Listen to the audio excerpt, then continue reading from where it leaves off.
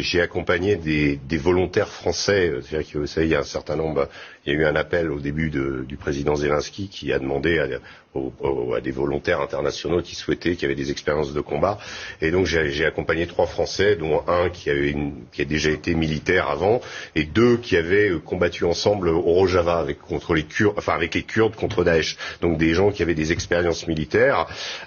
J'ai passé plusieurs jours avec eux et j'ai eu la surprise, et eux aussi, de découvrir in fine que pour pouvoir aller dans l'armée ukrainienne, eh bien, c'est les Américains qui sont à la manœuvre. C'est-à-dire que nous, on a failli se faire arrêter.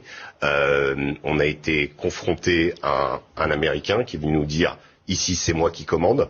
C'est pas les Ukrainiens qui commandent, c'est moi qui commande. Je parle de la formation et de l'enrôlement dans l'armée ukrainienne de volontaires internationaux.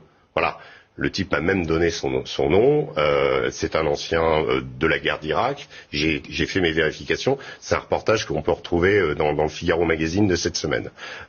J'ai été extrêmement surpris de la violence des propos de cet Américain, du fait qu'il nous a pris pour des volontaires au début. Quand il a vu qu'on était des journalistes, il nous a dit de dégager. Après, il était un peu plus...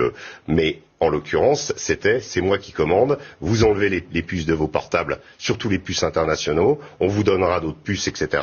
Et ensuite, on signe un contrat jusqu'à la fin de la guerre. Et qui est à la manœuvre? Eh ben, ce sont les Américains. Je l'ai vu de mes yeux vus. C'est pas, alors, ce n'est pas l'armée américaine officiellement. J'ai compris. Évidemment, vous comprenez. On va pas le dire. Mais en l'occurrence, c'est quand même quelque chose l'empreinte des Américains. Ouais. C'est quand même assez significatif. On sait que là, hier, ils ont envoyé une centaine de nouvelles armes qui s'appellent des Switchblade, qui sont des sortes de drones qu'on envoie par mortier et ensuite qu'on peut téléguider. Donc des nouvelles armes. Officiellement, ils l'ont fait et ils vont le faire. Donc ils ont quand même opéré, et par rapport à ce que dit Karim, c'est quand même la vérité.